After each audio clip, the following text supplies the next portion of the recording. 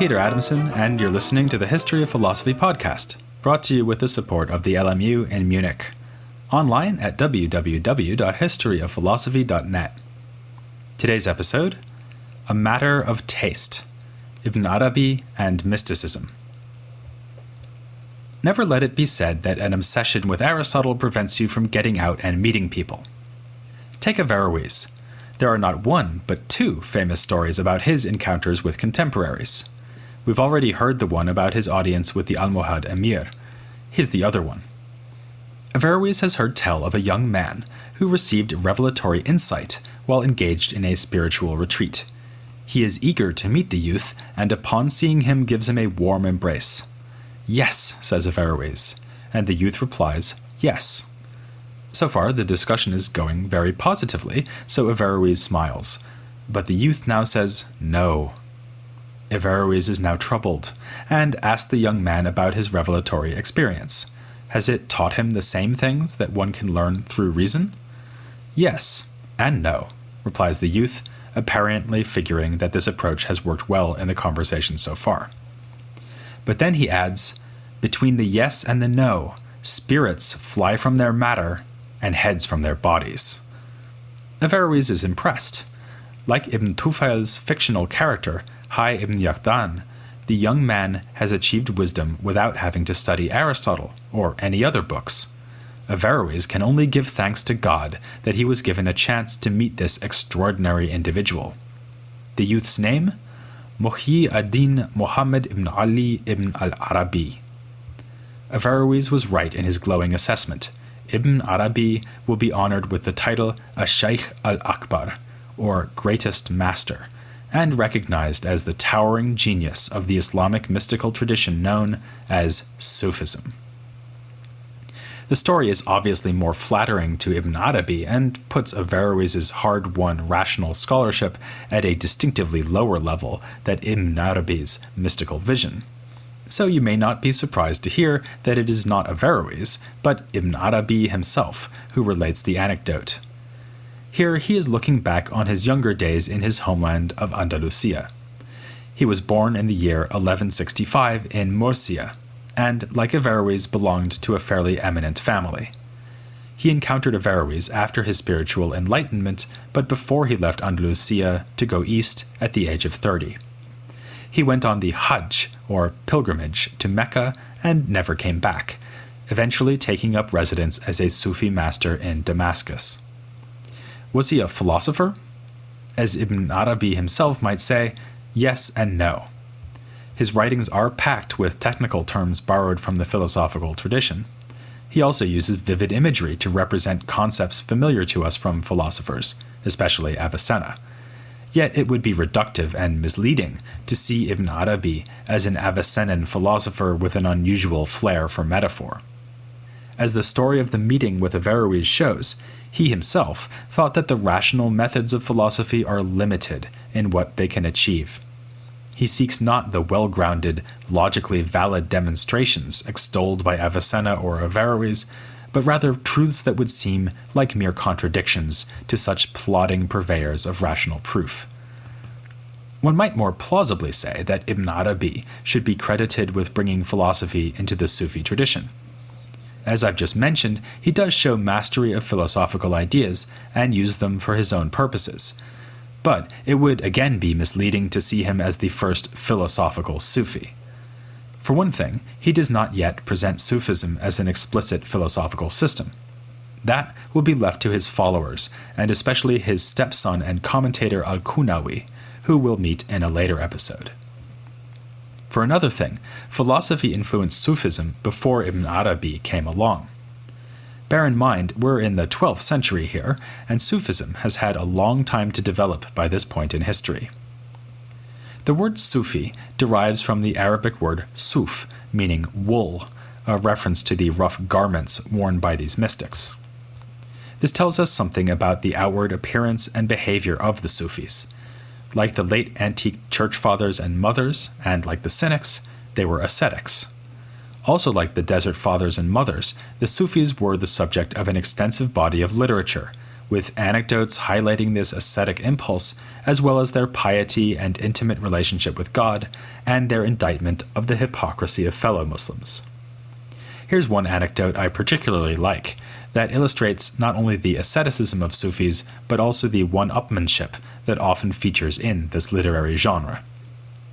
A Sufi from Khorasan tells a Sufi from Iraq how abstemious he and his colleagues are. If God provides them with food, they give thanks, but if not, they go hungry without complaint. The other Sufi says this sort of thing is known in his land of Iraq too. It's what dogs do there. As for the Iraqi Sufis, when God sends them food, they give it away to the needy, and when he doesn't, they give thanks. And here's another story, which could easily have been a story about an ancient Cynic philosopher. A prince is told that a man has been climbing around on the roof of his palace. The prince has the man brought before him and demands to know what he was doing up there. "Looking for my lost camel," says the man. The prince laughs, but the man replies that the prince is engaged in an equally absurd task by trying to live a pious life while surrounded by wealth and luxury. The prince repents and becomes an ascetic. Perhaps it is not a coincidence that all three of these ascetic movements, Cynicism, Antique Christianity, and Sufism, have included women in the ranks of their greatest sages. The Cynics had Hipparchia, the Christians heroines like Macrina and Melania, and the Sufis have Rabia al-Adawiyya. Alive already in the 8th century, she was among the earliest important Muslim mystics. She introduced into Sufism the central theme of love and erotic longing for God. We have no surviving writings by Rabia, but some lines of verse are ascribed to her, and she is a favorite protagonist in later Sufi literature. In one such literary portrayal, she says that the lover seeks a togetherness with the beloved so intense that nothing separates the two. Someone who consummates such an erotic relationship with God has experienced something that cannot be expressed in language. It is like taste, in Arabic dhawq, which is a standard Sufi term for direct contact with God. Other stories tell of how she was oblivious to the beauty of the world around her because of her exclusive love for God. She remarked that, "The love of God inhibits me from the love of his creatures." This theme of passionate love in Arabic ishq will play a role in the writings of later Sufis, including the great Persian poet Rumi. It is also prominent in the most famous of the early Sufis, the mystic martyr al-Hallaj, whose name actually means someone who cards wool. I'm not exactly sure what carding wool is, to be honest. Maybe some kind of sheep-related gambling. Al-Hallaj led an eventful life, traveling from his home in the Persian province of Fars to travel widely, including in India, where Sufism would blossom in centuries to come. But he is better known for the grotesque manner of his death in the year 922. After he set himself up as a religious teacher in Baghdad, he ran afoul of the authorities, making a particular enemy of the vizier Hamid, who served the Abbasid Caliph al-Muqtadir.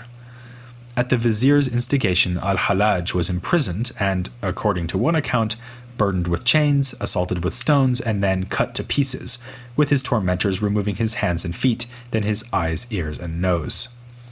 This spectacularly brutal murder was perhaps motivated more by political considerations than doctrinal ones, but certainly al-Hallaj could shock fellow Muslims with his teachings. He is most famous for a remark he made to his more moderate teacher, al-Junayd.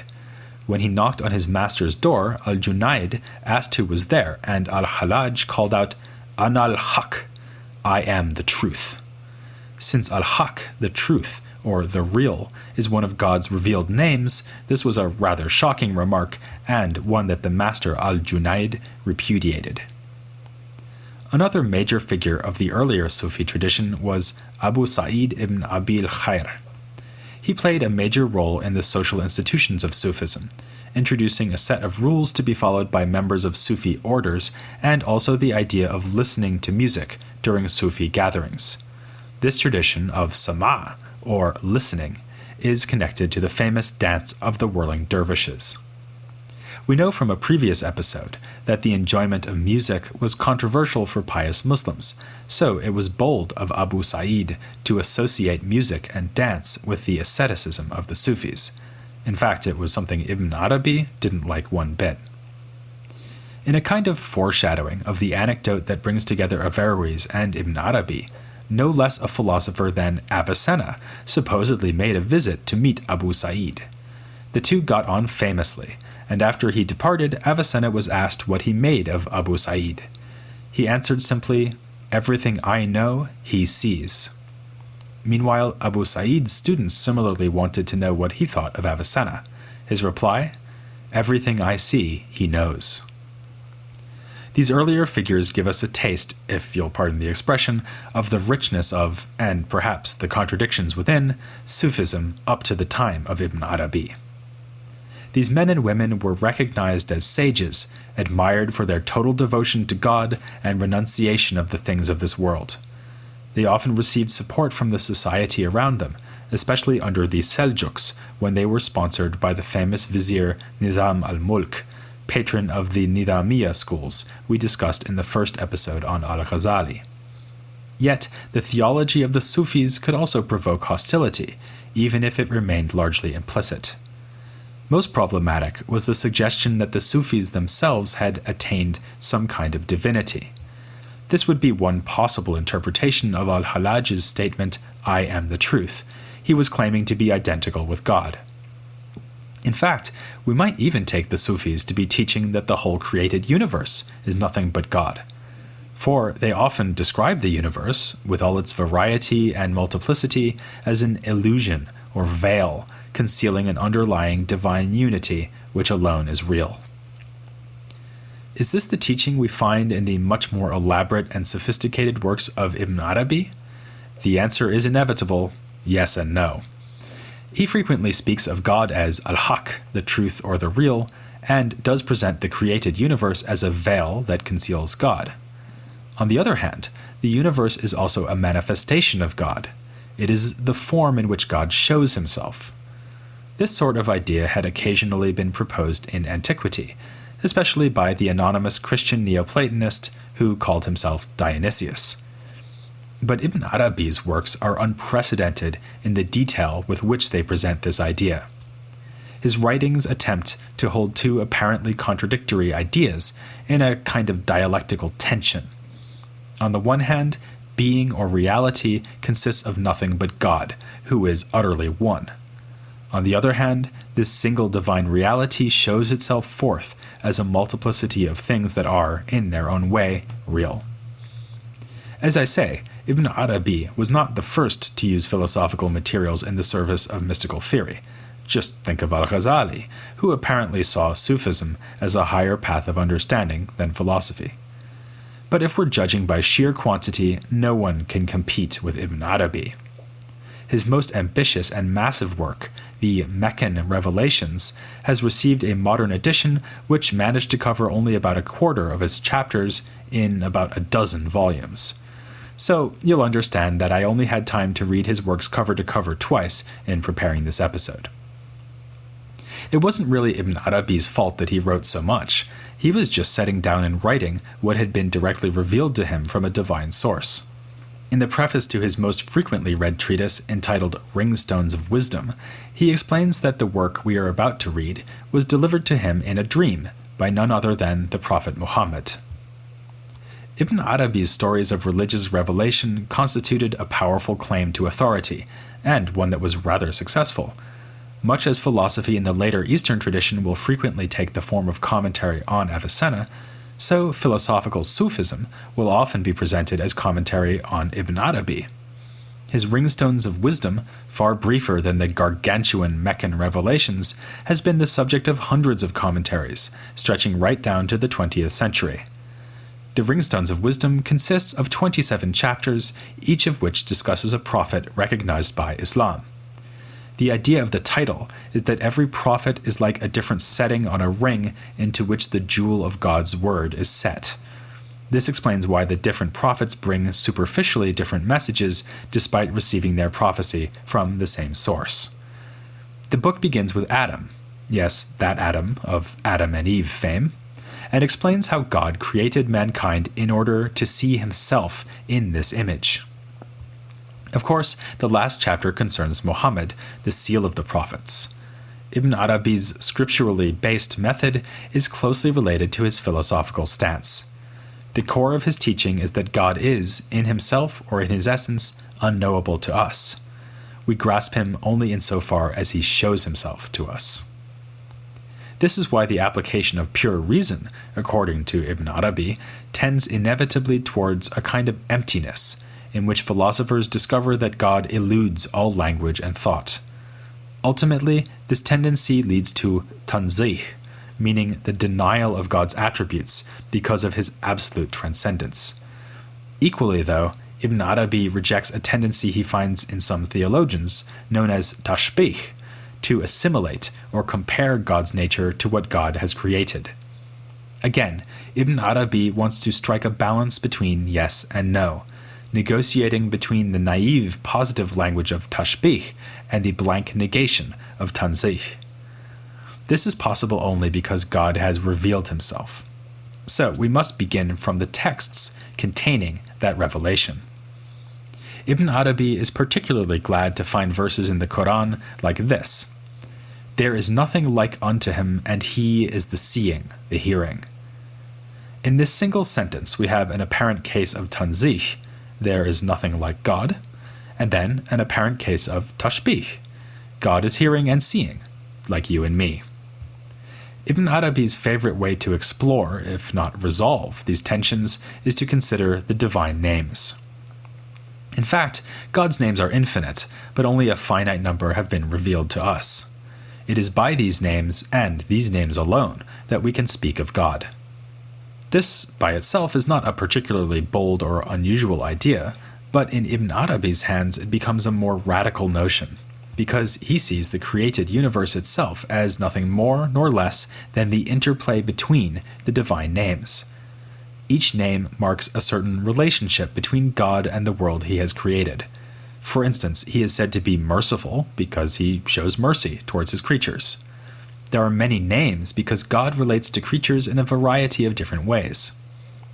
This strikes me as a very interesting answer to a long-standing philosophical problem, familiar especially from antique thinkers like Plotinus, Proclus, the Cappadocians, and the Pseudo-Dionysius. All these thinkers wanted to say that God, or the first principle, gives rise to the universe, but also that he transcends this universe. Various analogies had been proposed as models of the relationship between God and creation. Usually, the analogies involved relations of cause and effect. God is like a light shining forth rays, a mind giving rise to ideas, and so on. Ibn Arabi's brilliant and deeply Quranic idea is instead to think of this relationship as that between a thing and its names. This suggestion has many virtues. It helps to explain how a God who is purely one can give rise to a multiplicity. The most fundamental of puzzles in the Neoplatonic tradition can now be solved, since it is easy for us to understand that a single thing might have many names while itself remaining one. The names can even be in apparent tension with one another, because God can bear apparently contradictory relations to things in the universe. Ibn Arabi goes out of his way to emphasize this, dwelling on opposed names like the merciful and the vengeful. In God himself, there is no opposition or multiplicity, yet we find conflict and variety in the way that he shows himself, which is to say, in his names. Another advantage is that names have a rather ambiguous metaphysical status. Ibn Arabi's handling of this issue is sophisticated. He distinguishes carefully between three levels. There is the meaning or bearer of the name, in this case God, then the name itself, and only then as a third item the linguistic expression which we actually utter. He calls this linguistic manifestation the name of the name, and compares it to a cloak covering the name of God. All this nicely captures the situation we find ourselves in relative to God. We usually only see an outward surface appearance of God's self-manifestation. When we remove this first veil, we come to God's names, which are the ways in which God has shown himself, the ways he relates to his creation. But even here, we have not arrived at full-blown reality or being, This would be God himself, which is why one of his names is Al-Haq, the truth. Rather, we are here in the realm of yes and no, a kind of compromise between reality and illusion, between existence and non-existence. This is as real as created things can get, since they are only a manifestation or representation of what is really real, namely God. Ibn Arabi has several ways of articulating this idea. One is borrowed from Avicenna. In the Avicennan idea of a contingent thing that exists by being necessary through another, Ibn Arabi sees an example of the kind of halfway house he is looking for, between genuine being and total non-being. With characteristically beautiful imagery, he talks of non-existent things as suffering from a kind of restriction or constraint, and then finding relief as God breathes them out into their state of dependent existence. He refers to this process with a phrase taken from prophetic hadith, the breath of the merciful. Because of the ambiguous and even self-contradictory status of created existence, Ibn Arabi thinks it can best be grasped not by philosophical reason, but by what he calls imagination. This is something we access most frequently through dreams, whose conjuring of impossible images gives us a better insight into created reality than any Aristotelian syllogism. Consistently with this, when Ibn Arabi comes to consider specific philosophical problems, he often seems to revel in paradox, especially if he can ground the paradox in scripture. A nice example is what he has to say about human action. As we know, this was a point of dispute between the two groups of theologians known as Mu'tazilites and Ash'arites, with the Mu'tazilites ascribing to humans a power freely to create their actions, whereas the Ash'arites thought that we can only acquire actions whose true agent is God. Ibn Arabi instead draws our attention to an episode in the life of the Prophet, when the tide of a battle turned after Muhammad symbolically threw a handful of sand towards the enemy. Subsequently, it was revealed to him, "You threw not when you threw, but it was God who threw, that he might test the believers." An Ash'arite would embrace this Quranic verse as proof that God was really the one who performed the action of throwing. Ibn Arabi instead points out that the verse still says to Muhammad, "when you threw." In other words, Muhammad did throw the sand, but only because God threw it. As always, created things are nothing but a manifestation of divine truth and reality. There's a widespread perception, I think, that philosophy in the later Islamic tradition becomes entirely suffused by mysticism. Rational argument is set aside in favor of a direct vision or taste of God, which cannot be put into words. Some welcome this development, ascribing to Ibn Arabi and his heirs the discovery of insights deeper than anything rationalist philosophy can offer. Others lament the slide of Islamic intellectual traditions into paradox-mongering and obfuscation. In fact, though, things were more complex. As we've just seen, Ibn Arabi does see philosophy as fundamentally limited, yet he weaves it into mystical Islam. Also, though his historical influence is enormous, it is not as if Sufism and later Islamic philosophy are just identical. Sufism will be a major player in the later development of philosophy, but the same is true of Asharite Kalam and Avicenna.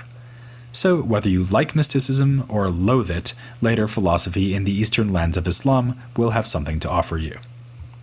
We're not ready to look at it yet, though. Soon we'll be turning to the Jewish contribution to philosophy in Andalusia, something that will take us a number of episodes to cover. And before that, we have one last Muslim from the West to consider. What I've just been saying illustrates his thought rather well, as it happens, that to understand history we need to attend to interacting forces that are always more complex than they first may seem. Should you join me again next time? The answer is not an Ibn Arabi style yes and no, but the one given by Molly Bloom at the end of James Joyce's Ulysses, yes, yes, yes, yes. Because our subject will be a man with some claim to be the greatest of all pre-modern historians, Ibn Khaldun. Here on The History of Philosophy, without any caps. مازال حي مازال محبوب القلب لا اشتاق لهذا المجال مازال حي مازال ما نسمح شي لو يصير عليها القتال